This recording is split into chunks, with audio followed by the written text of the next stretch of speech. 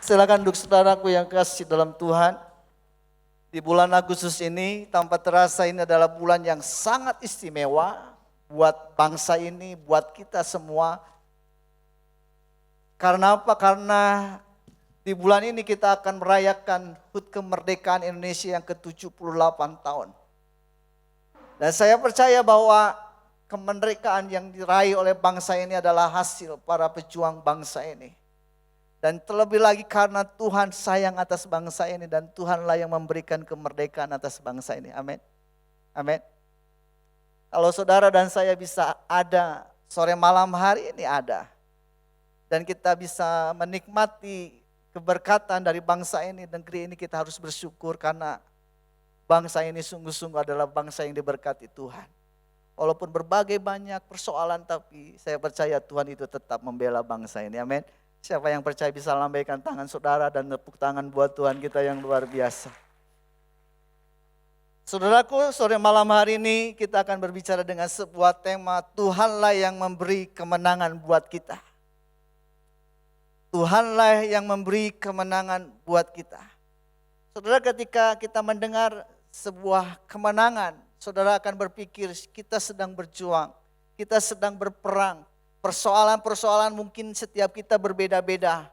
Ada orang yang sedang berusaha melewati persoalan-persoalan dalam finansial atau keluarga atau kesehatan dan sebagainya.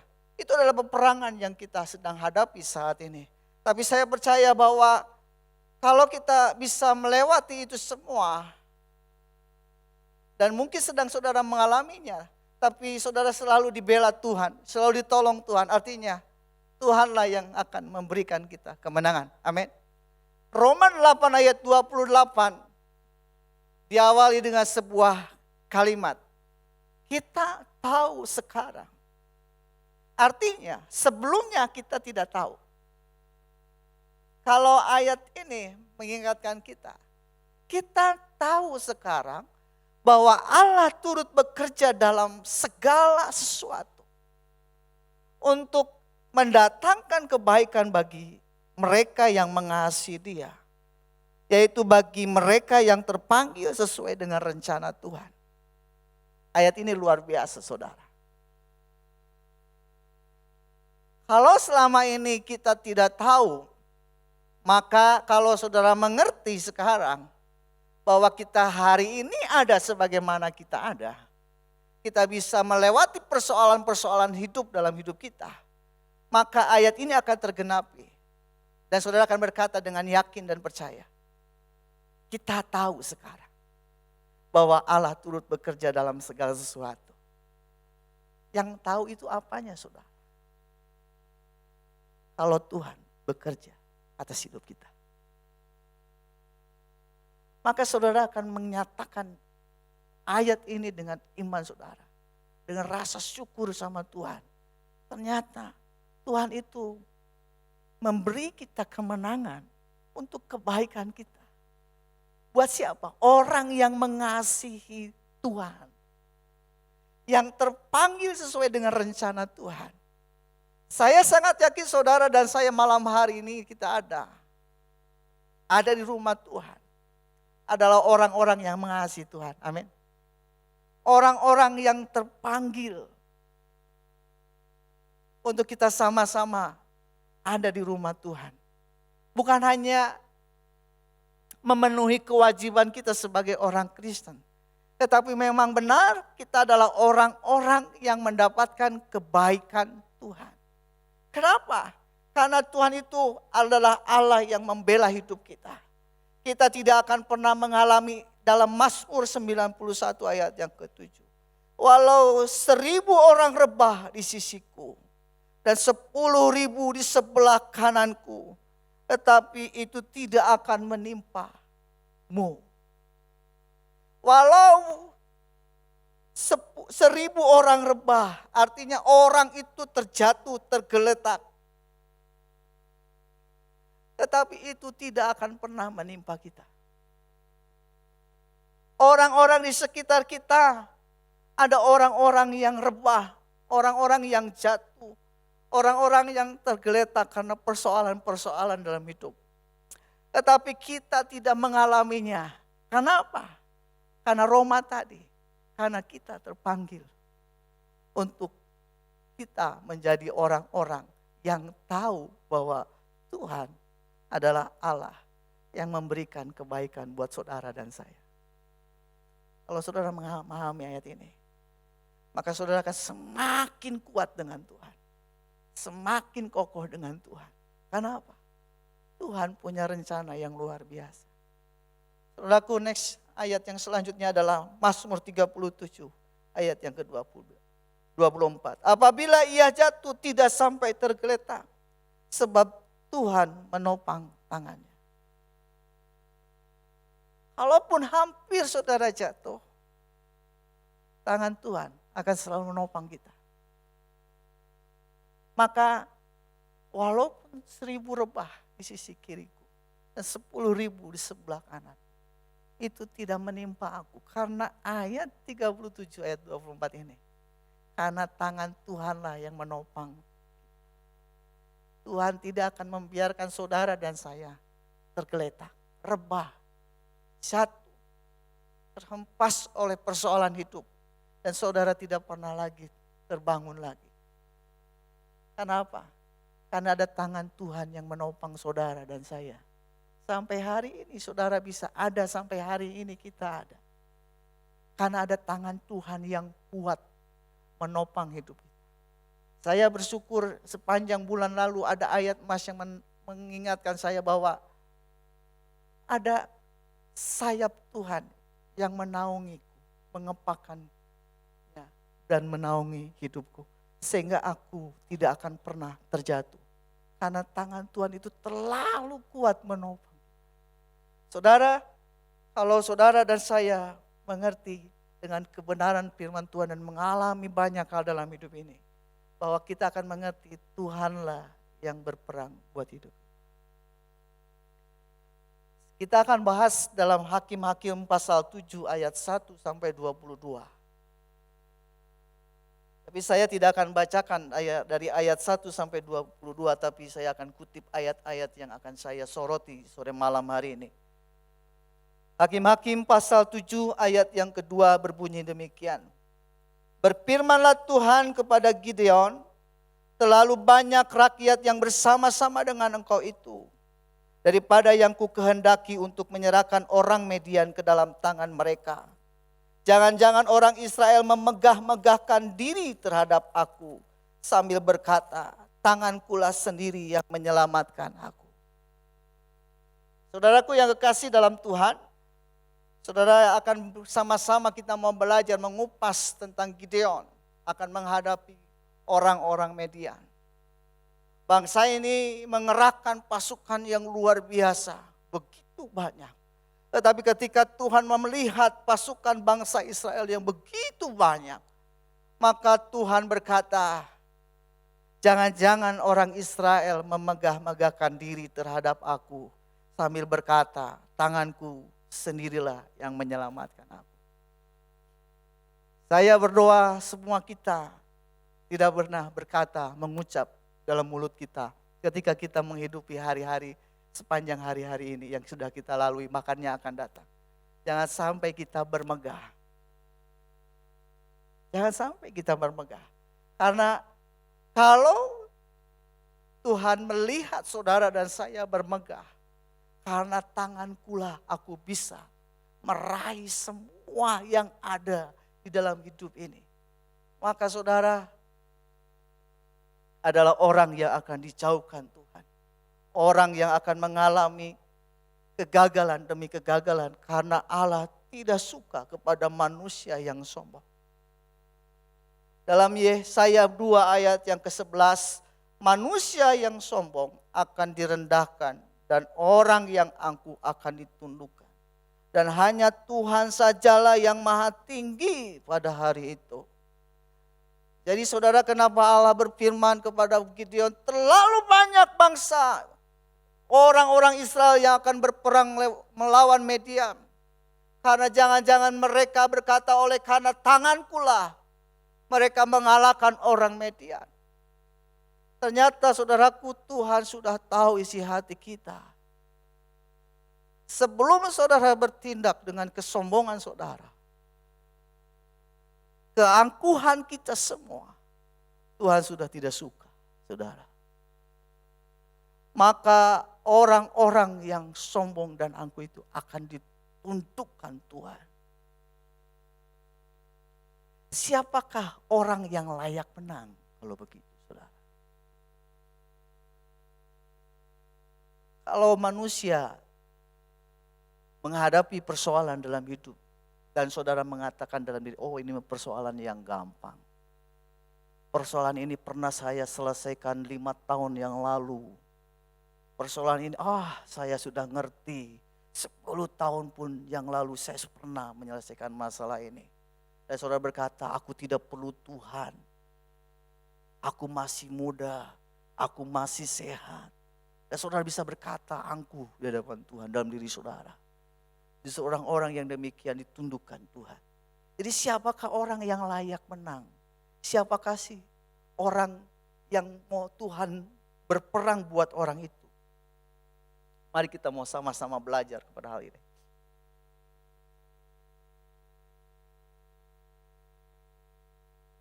Pertama saudaraku, siapakah orang yang layak menang? Adalah orang yang telah memenuhi seleksi. Di dalam Hakim-Hakim pasal 7 ayat yang keempat, tetapi Tuhan berfirman kepada Gideon, terlalu banyak rakyat itu. Suruhlah mereka turun minum air, maka aku akan menyaring mereka bagimu di sana. Siapa yang kupirmankan kepadamu, inilah orang yang akan pergi bersama-sama dengan engkau. Dialah yang akan pergi bersama-sama dengan engkau. Tetapi barang siapa yang kupirmankan kepadamu, inilah orang yang tidak akan pergi bersama-sama dengan engkau. Dialah yang tidak akan pergi. Ternyata saudara, nanti kalau saudara baca, dari 32.000 pasukan bangsa Israel, yang semua Tuhan seleksi, saring sama Tuhan. Dari 32.000 hanya 300 orang saja yang Tuhan pilih untuk berperang melawan orang Media. Artinya dari begitu banyak pasukan bangsa Israel, 32.000, yang terseleksi hanya 300 orang. Tidak lebih dari 1%, saudara. Kurang 1%. Disaring sama Tuhan, dikoleksi. Diseleksi sama Tuhan hanya 300 orang.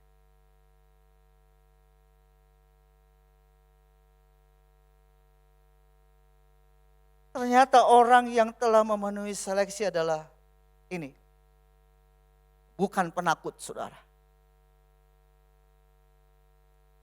Dalam Hakim-Hakim pasal yang ke-7 ayat yang ke-3. Maka sekarang suruhlah kepada rakyat itu demikian. Siapa yang takut dan gentar, biarlah ia pulang enyah dari pegunungan Gilead. Lalu pulanglah 22.000 orang dari rakyat itu. Dan tinggallah 10.000 orang.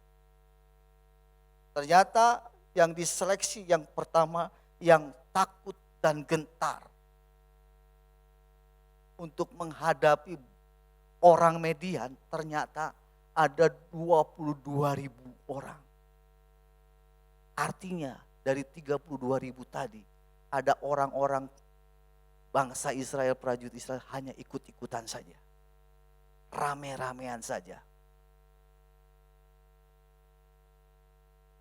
Dan orang yang takut itu ternyata banyak, saudara. Tidak sedikit, saudara. Kalau saudara sedang menghadapi sebuah peperangan dalam hidup saudara, baik keluarga, baik finansial, baik pendidikan, apa saja yang sedang saudara gumuli. Kalau saudara dan takut, saudara akan tersisih dari setiap perjuangan itu. Dari usaha saudara akan disisihkan.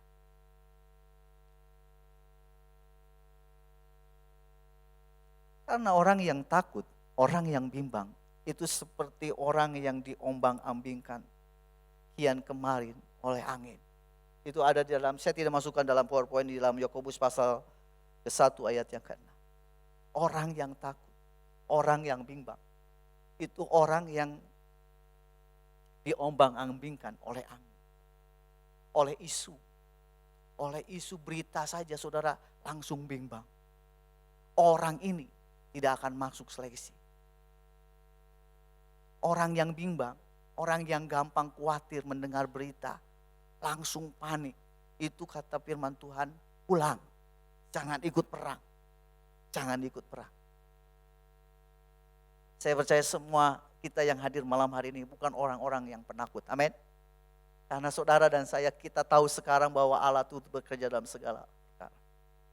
Tapi kalau ada di antara kita kekurangan iman, mari teguhkan lagi imanmu. Percaya lagi sama Tuhan. Seleksi yang kedua, ternyata memiliki sikap hidup yang tidak baik. Hakim-Hakim 7 ayat yang 5. Lalu Gideon menyuruh rakyat itu turun minum dan berfirmanlah Tuhan kepadanya, barang siapa yang menghirup air dengan lidahnya seperti anjing menjilat, haruslah kau kumpulkan tersendiri. Demikian juga semua orang yang berlutut untuk minum. Ternyata saudara, Tuhan menseleksi terakhir lagi. Yang terseleksi adalah orang yang mengambil air dengan tangannya ke mulutnya. Yang diseleksi itu ada 300 orang. Yang 9.700 orang adalah orang yang ketika disuruh minum, dia jongkok dan menjilat seperti anjing menjilat. Orang yang terseleksi, kalau Tuhan berperang buat kita, adalah orang yang terseleksi, punya sikap hidup yang baik, saudara. Sikap hidup yang baik, karakter yang baik. Om Julius, Bapak Gembala Sidang selalu melontarkan sebuah kalimat yang buat saya tidak akan pernah lupa. Keahlian membuat kita berhasil. Kepandaian kita, kemahiran kita membuat kita sukses dalam karir. Tetapi membuat orang itu tetap berhasil, ada di atas. Tetap dalam keberhasilan adalah orang yang punya karakter baik. Berperilaku baik. Dan orang yang demikianlah orang-orang yang memenuhi seleksi. Orang yang punya karakter baik. Berperilaku baik. Saudara, mari saudara. Tuhan akan berperang buat kita semua kalau kita tidak takut. Kalau kita punya sikap hidup perilaku baik. Diumpamakan seperti orang yang disuruh minum mengambil air dengan tangannya dan mulutnya. Bukan menundukkan kakinya dan dia menjilat air itu seperti binatang. Dan ternyata Tuhan melihat orang-orang yang mengambil air dengan tangan ke mulutnya. Itulah yang diambil Tuhan. Hanya 300 orang. 300 orang. Malam hari ini saudara, buat setiap kita, kalau kita punya sikap hidup kita yang belum dewasa dengan Tuhan, perilaku kita masih gak bagus, gak baik. Dikit-dikit marah, dikit-dikit tersinggung, dikit-dikit saudara pergi. Maka malam hari ini mari kita punya perilaku yang baik. Kalau sikap hidup kita baik di hadapan semua orang, Tuhan akan melihat hidup kita. Maka tangan Tuhan yang berkemuran itu akan mengulurkannya atas hidup. Saya suka ketika saya baca kitab Nehemia. Kenapa? Karena di situ ada katakan tangan Tuhan yang berkemurahan menyertai Nehemia. Kemana saja Nehemia, ada tangan Tuhan yang berkemurahan. Begitu mudah Tuhan mengulurkan pertolongan buat Nehemia. Dan saya berdoa buat setiap kita malam hari ini, setiap kita. Adalah orang-orang yang Tuhan terlalu gampang menolong saudara dan saya. Terlalu mudah. Seolah-olah saudara dan saya itu seperti anak emasnya Tuhan. Anak kesayangannya Tuhan. Dikit-dikit Tuhan ulurkan tangan. Karena apa? Karena kita punya sikap hidup yang baik. Jangankan Tuhan, kita saja kalau ada orang yang berperilaku baik, kita akan berkemurahan buat orang yang baik. Maka kita akan mudah menolong orang itu. Apalagi Tuhan. Kalau saudara dan saya punya sikap hidup yang baik, dan kita banyak pengikutan pengiringan kita dengan Tuhan sungguh baik, maka Tuhan akan berkata, dengan tangan Tuhan yang berkemurahan menolong engkau seperti Tuhan menolong Nehemia. Tangan Tuhan yang berkemurahan itu menolong dia. Dan saya berharap semua kita berperilaku dengan baik, sehingga karena kebaikan, berperilaku baik kita, Tuhan akan menolong saudara menjadi anak perhatian Tuhan, seperti biji mata Tuhan. Saudara itu dilihat terus, dilirik sama Tuhan, diperhatikan. Jauh saja Tuhan tolong, terus Tuhan deketin. Karena engkau adalah biji mata Tuhan. Kemana saja Tuhan selalu dekat dengan engkau. Ketika engkau akan melenceng, Tuhan tolong. Karena tangan Tuhan akan menopang engkau. Ini saudaraku. Tuhan mau berperang buat kita. Kepada siapa? Kepada orang yang telah memenuhi seleksi. Kriterianya Tuhan. Itu yang pertama. Poin yang kedua adalah orang yang siap diatur. Saudara, siap diatur. Hakim-Hakim pasal 7 ayat 16. Sesudah itu dibaginya ke 300 orang itu dalam 3 pasukan. Dan ke tangan mereka semuanya diberinya sangkakala dan buyung kosong. Saya mengajak saudara, imajinasi saudara. Katakan ini 300 orang. Sebelah sini 100, tengah 100, di sebelah sana 100. Saudara akan menghadapi peperangan. Karena ternyata Median ternyata sudah mulai banyak. Ini tinggal 300 orang. Kata Tuhan, bagi 3. Jadi ini 100, 100, 100. Bayangkan tadinya 32.000 yang banyak. Wah, punya keberanian besar. Sekarang dibagi 3. Sudah 300 dibagi 3 lagi.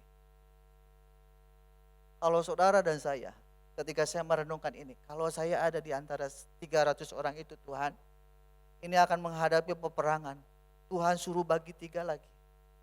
Ini bisa babak belur. Harusnya bersatu kita teguh, bercerai kita runtuh. Ini dibagi 3 saudara. Kira-kira yang pintar berperang akan ngomong apa sama Tuhan? Tuhan, ini kan kita sudah berkurang. Kenapa Tuhan disuruh bagi 3? Kekuatan kita sudah terbagi lagi 3. Kalau orang pintar perang. Tapi Tuhan bilang bagi 3. Udah bagi 3. Saudara gak bisa komplain. Karena saudara harus siap diatur. Yang ngatur bukan kita. Yang ngatur bukan Gideon. Yang ngatur Tuhan. Dibagi 3 saudara. Yang luar biasa ketika saya pelajaran ini. Bukan pedang. Bukan lembing. Bukan tombak. Bukan panah yang diberikan. Yang diberikan apa saudara? Sangkakala dan buyung kosong dan suluh.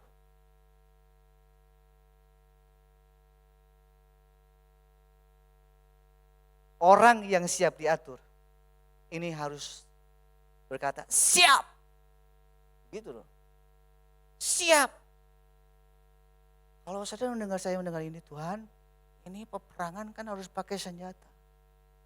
Ini Tuhan suruh bawa sangkakala, buyung kosong,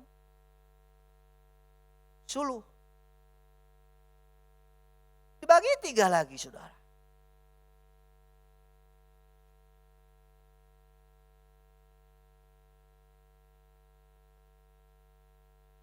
Next ayat. Oh ya, dan di sini.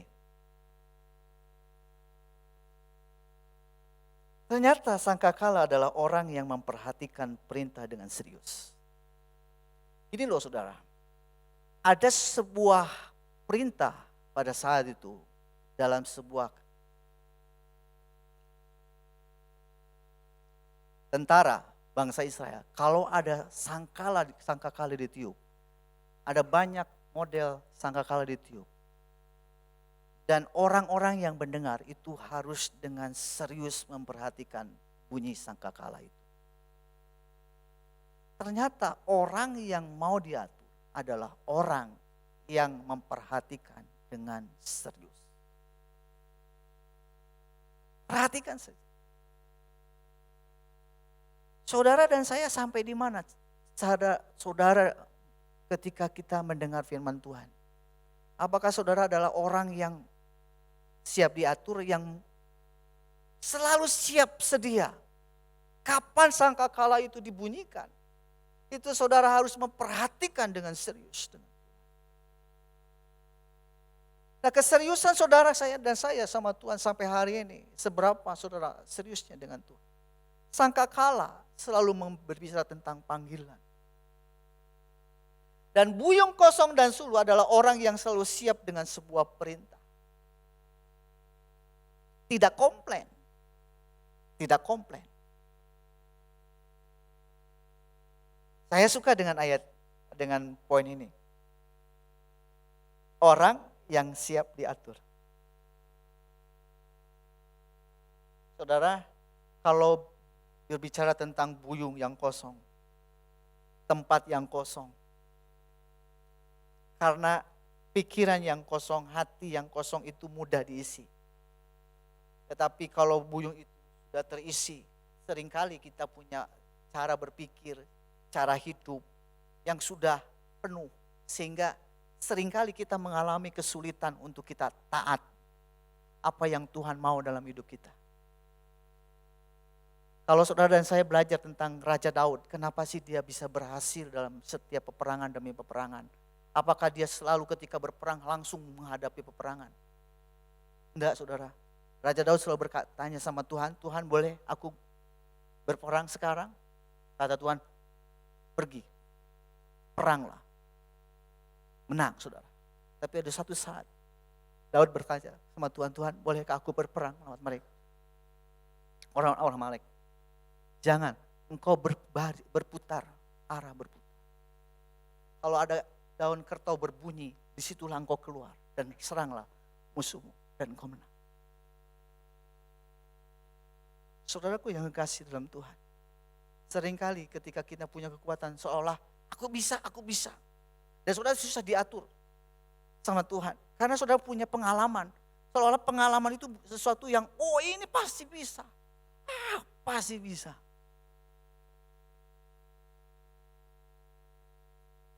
Saya sama istri saya beberapa minggu ini bercerita. COVID ini mengubah semuanya. Cara berbisnis berubah. Gaya hidup kota ini pun berubah. Semua berubah. Dan ketika saya merenung, kok Tuhan bisa ya buat seluruh dunia loh Bu. Bukan orang Tasikmalaya, bukan Cihideng, Haji Mustafa, bukan Negarawangi dan sebagainya, bukan. Seluruh dunia disuruh berhenti semua. Coba bayangkan, Tuhan bisa buat itu semua. Siapa yang nyangka saudara? Semua suruh berhenti. Yang luar biasanya disuruh pakai masker. Nggak ada yang nggak mau, disuruh pakai masker. Coba bayangkan, Tuhan bisa mengubah semuanya gara-gara COVID. Dan mau tidak mau kita harus siap diatur. Nggak bisa seenaknya hidup. Kita dibatasi semua. Dan kita tahu kita harus taat semuanya.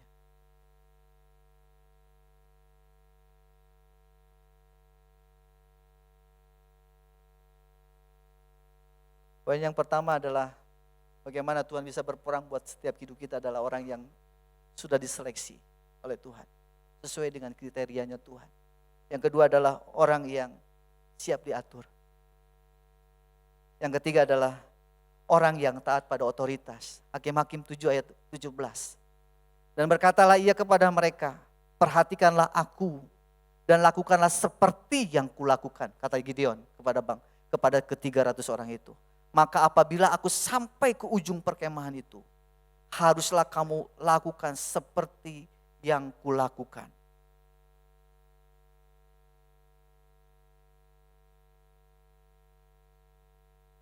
Gideon menyuruh kepada ke-300 orang itu yang sudah dibagi 3 itu. Perhatikanlah aku dan lakukanlah seperti yang kulakukan. Seperti Gideon lakukan. Maka apabila aku sampai ke ujung perkemahan itu, haruslah kamu lakukan seperti yang kulakukan. Apa yang sudah lakukan?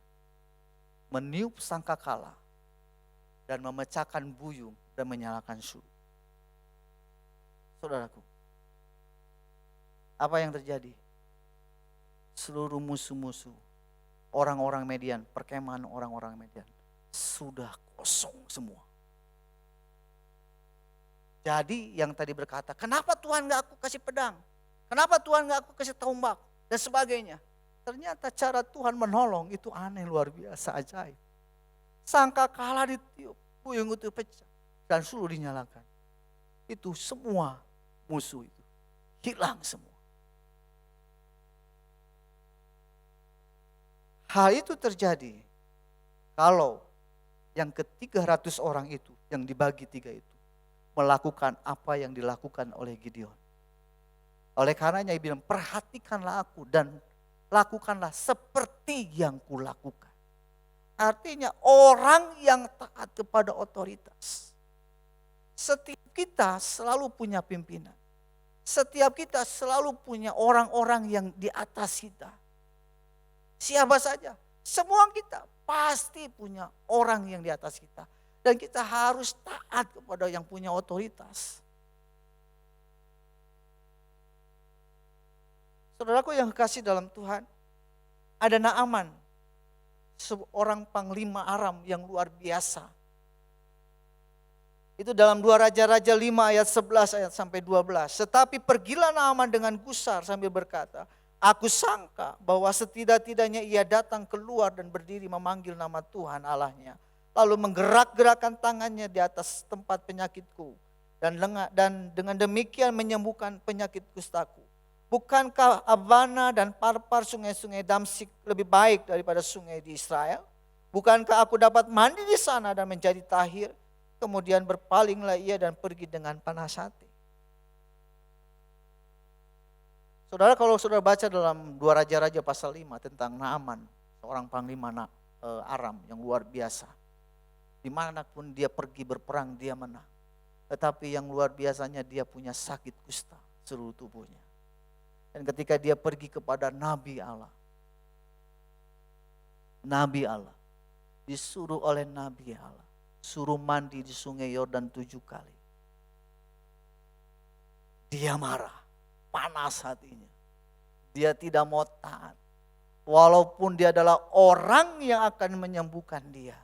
Dia lupa dia harus taat pada sebuah otoritas yang Tuhan beri buat seorang nabi Tuhan. Seberapa banyak saudara taat kepada pimpinan saudara, atasan saudara? Walaupun saudara punya alasan banyak untuk saudara untuk tidak taat kepada otoritas. Mungkin kapan-kapan pemimpin kita tidak menyenangkan kita. Mungkin pemimpin kita kapan-kapan menyebalkan kita. Tidak masuk di pemikiran kita. Tidak masuk di logika kita. Tapi kita harus tunduk kepada sebuah otoritas. Apa yang disuruh oleh seorang pemimpin Nabi Tuhan, dia harus lakukan. Walaupun itu sungai Yordan tidak baik. Mungkin lebih baik sungai-sungai di Damsik, Abana dan Papar itu sungai-sungai yang indah. Tetapi Tuhan suruh kau mandi di sungai Yordan dan kau harus lakukan itu. Setiap kita orang-orang yang tunduk kepada otoritas adalah orang-orang yang akan mengalami mujizat Tuhan luar biasa dalam hidup saudara dan saya. Amin. Kalau Naaman tidak mendengar sahabat-sahabatnya untuk menuruti apa yang disuruh Nabi itu, dia tidak akan sembuh kustanya. Dan dia akan pulang ke negerinya, negeri Aram, dengan tetap sakit kusta. Tetapi karena dia mau mandi, taat kepada suruhan pimpinan Nabi, dia mandi di sungai Yordan 7 kali. Dan dia sembuh. Saudaraku yang kekasih dalam Tuhan, setiap kita punya firman Tuhan di dalam hidup kita. Saudara selalu punya rema dalam perjalanan iman rohani saudara dengan Tuhan. Kalau saudara dan saya baca firman Tuhan setiap waktu, setiap hari, maka firman itulah yang akan memberikan jalan buat setiap kita. Seperti Amsal 13 ayat yang ke-13. Siapa meremehkan firman, ia akan menanggung akibatnya. Tetapi siapa taat kepada perintah akan menerima balasan. Seperti Naaman, ketika dia mau berontak sama Tuhan, dia marah dengan Tuhan, dia tidak akan mengalami kesembuhan. Tetapi ketika dia taat pada sebuah perintah, dia mengalami mujizat Tuhan.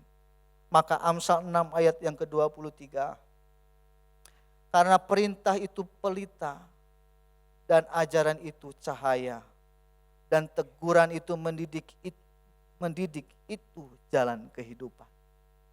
Saudaraku yang kekasih dalam Tuhan, saya sampai hari ini, kalau ada orang tua yang tegur saya nggak marah. Saya merasa saya masih punya papa, orang yang memperhatikan hidup saya. Saya bersyukur diajar oleh hamba-hamba Tuhan yang buat saya, enggak. Tapi disitulah ajaran itu mendidik kita kepada sebuah kehidupan. Setiap kita, kalau kita menjadi orang tua dan kita punya anak-anak, maka ajaran mula, didikan mula yang akan diikuti oleh setiap anak-anak kita. Malam hari ini saudara, kalau saudara dinaungi oleh kebenaran firman Tuhan itu adalah jadi pelita buat hidup kita, membawa kita kepada jalan-jalannya Tuhan, maka di sanalah Tuhan berperang buat hidup. Kemerdekaan itu akan diraih. Karena kita bersyukur bangsa ini bisa melewati peperangan itu seperti bangsa Israel dengan sangkakala, buyung kosong dan suluh. Bangsa ini pun diraih dengan darah yang begitu luar biasa. Mungkin saudara bertanya, ketika saudara mendengar ketika kita sekolah, bambu runcing, ya toh? Indonesia bisa melewati peperangan dengan bambu runcing. Tidak masuk di logika. Tapi karena Tuhan berperang dan membela bangsa ini, bangsa Indonesia, bangsa ini bisa merdeka. Amin. Mari saudara, semua kita sudah ditetapkan oleh Tuhan menjadi orang-orang yang mana? Ada 3 poin yang kita sama-sama kita merenungkan dalam hidup kita. Saya mengundang pemain musik